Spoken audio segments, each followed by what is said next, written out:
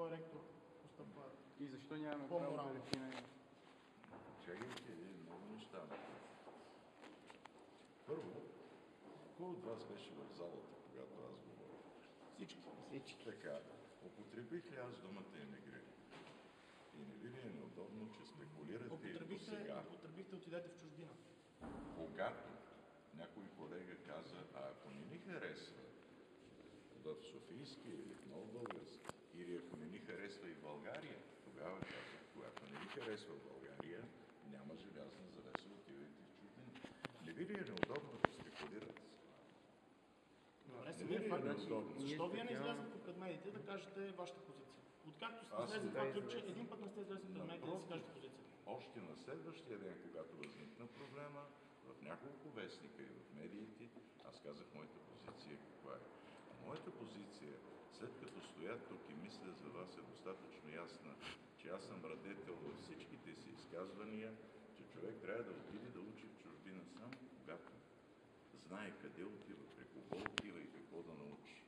Защото нашето образование е над средноевропейското и това е така.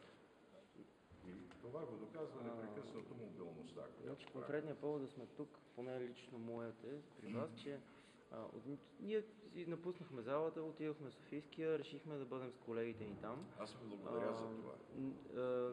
Мисля, че не създавахме кой знае какви проблеми, охраната ще го потвърди, когато бяхме тук. Това, което ме притеснява, е, че няколко пъти идваме, за да правим някакви акции, тип срещи. Акции звучи много военно, да, знам, но да правим някакви срещи с наши колеги, раздаваме им наши декларации, наши позиции, както този път раздаваме наша позиция, че много хора ни питат, вие защо падна окупацията, отказахте се, наши колеги от тук. И ние написахме една декларация и раздаваме. Предишния път, когато дойдохме тук, охраната почна да ни бута, да ни блъска и тук има свидетели, че сме нямали право да раздаваме рекламни листовки. Аз лично като възпитаник на юридически факултет се опитах да обясня, че това не е комерциална цел, това не са рекламни листовки, а ние изразяваме гражданската позиция по даден проблем и го правим в университета сред нашите колеги и се стараем да не ги притесняваме. Днес включително дойдоха, ама не ги лепете, махнете се, един от охранителите ни каза, искаш ли да бъдеш изключен? Не, просто казвам, че... ангажименти за действия на други хора, напишете, ако имате оплакване срещу охранител Хикс, и аз ще разпоредя. Те казват, това са заповеди на ректора, отидете се разберете с тях. Значи, дайте да разделим нещата на две. Няма никаква забрана да раздавате каквито искате материали на колегите. Ето това беше въпросът.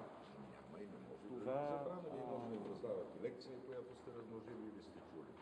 Има обаче забрана да се лепят безразборно каквито и да е листи по стените на университета. И предполагам, че като цивилизовани хора разбирате, че на този интериор не му отива да се лепят с стикери, лищчета. Добре, окей, това го... Като имаме ред, при който, ако искате нещо да се сложи като информация, за това има сложени информационни табла. Елате.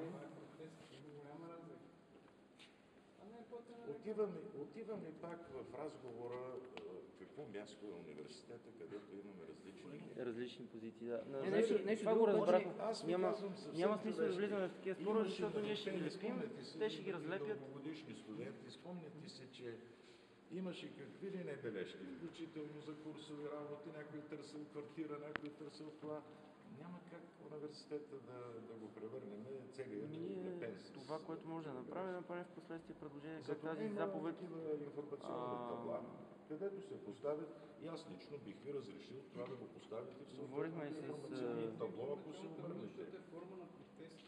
Не, вижте, нашата позиция беше, това, което искаме да постигнем чрез създаването, че както един ваш колега прокламира в медиите, че ние сме сдали багажа, че ние сме се отказали, че сме били в някакъв... Не, само изчакайте да довърша. Просто искахме... Просто искахме да покажем нашите колеги, нашата позиция. Не сме тръгнали срещу някой, не сме правили нещо. Много пъти ни казват охранителите... Не ви е забранено. Ето това правим. Значи, когато идваме тук и охранителите винаги ни казват, разберете се. по целия университет, защото е грозно. Казват И ни, за това съм издал заповед. Не може да се лепат. Ето виждате, всяко е или в информационно табло, или е направено по съответния начин. охранителите ни казват, разберете се с ръководството, не ни поставяйте между чуката и накованите. Ние за това дойдохме, да разберем какво имаме право и какво нямаме право да правим. И защо трябва да го правим, защо не трябва да го правим. Тия права да си ги уточним помежду си. Никой няма да ви забрани да се раздавате листчетата на Това искаме, колеги. това искаме и Как? аз лично това, което изключено. се случва, ми е леко неприятно, когато влизаме, виждат ни със значките, знаят ни кои сме, защото ни познават и около нас се събират всичките охранители, гледайки ни подозрително. Лично на мен ми е леко неприятно и се чувствам като рецидивист или криминален. Всеки път, когато влеземе така. Това леко ме смущава, но не е чак такъв проблем, колкото да ме заплашат, че ще ме изключат, защото ги раздавам, както се случи днес. Имаме и свидетели. Просто това искахме да Мога се да ви стигне. изключа, аз и няма да го направя. Нали Това се беше. разбрахме, още като се видяхме първия път, че разделяме нещата на две. Аз уважавам разбирането на всеки един от вас, каквото и да е то. И се радвам, че имате активна гражданска позиция. От тук нататък разговорът ни е за формите, по които тя се прокламира. И идеята ми беше в целия ни разговор тези форми да са цивилизовани, доколкото е възможно, да не водят до ексцесии, да не водят до пречене на другите, да не водят до... Пустините водят и до ексцеси. Листчетата по стените са грозни. Професор За Статев, трети път ви ако казвам. утре решим, може ли Стига сега да грозни ви попитам Тези нещо? листчета по Ако стените. утре решим да разлепим химна на България с университета, защото сме разбрали, че много от нашите студенти не го знаят и това е една наша форма да ги пробудим. Защо Добре, да аз не е искам да ви питам сериозно нещо съвсем това? сериозно. Съвсем сериозно. Ние Вие казвате- пробуждаме младите хора и сме решили Вие такава акция казвате, че да не искате да направим. поемат отговорност за думите и действията на други хора. Окей, поемете отговорност за вашите действия и вашите думи. Така, изтъкнем.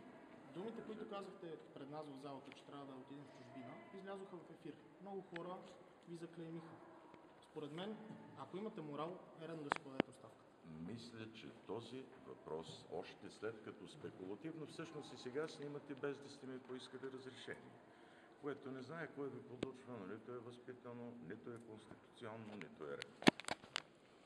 Да, въпросът е, че сме в форс-мажорни обстоятелства. От 6 месеца се погазват законите в България, Ама това е управляващите. ваше мнение и то не ви дава това е права мнение на извън всички. Конституцията. Не ви дава Полицията такива нарушава права. своите собствени Така разпоредби. че, що се отнася до нашия разговор, аз първо ви казвам, че не ми беше особено приятно, че един наш разговор вие си позволихте без мое съгласие да изнесете записа. Второ, Този запис също Този е форма на запис протест, както в момента беше Муджеб мани- има право да снима, защото ние сме на протест в момента.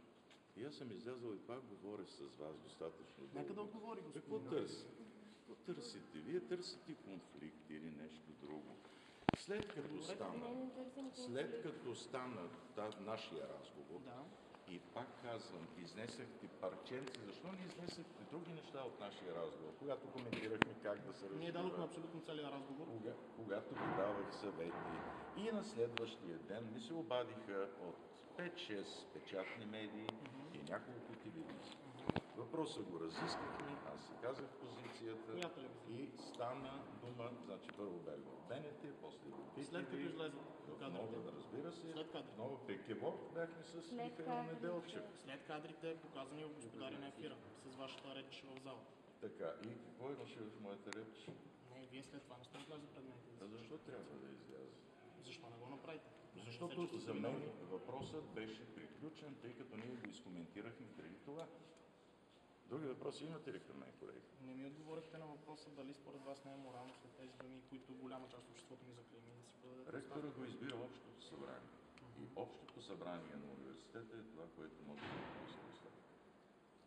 Аз не казвам, че аз ви искам. Голяма част от обществото, което видя записа, каза, че това не е редно и За ректора, мен- ако има морал, трябва да се подаде оставка. Да, след И аз съм като съгласен. бяха извадени думи от контекста, и аз казвам, че това не е вярно, че моята позиция не е да приканвам младите хора да отиват в чужбина, а правя всичко възможно и с присъствието си тук, за да оставя в България. А в Вие Софийския сега ще ни разрешите университет. ли да си залетим декларации, за да не отидем в чужбина?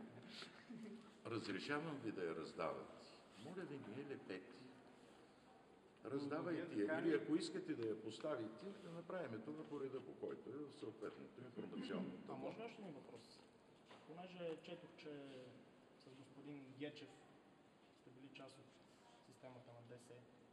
Редно ли е, след като вие сте имали не конфликт с него, но сте писали данни, че не сте много възторжен от неговите качества, той сега да е преподавател в университета? След като Вие е променихте ли си и позицията то от тогава? известен професор, значи е редно. Благодаря ви. Добре. Приятен ден. Вече това е. Може да раздавате без да лепите. Добре, ще раздавам без да лепиме.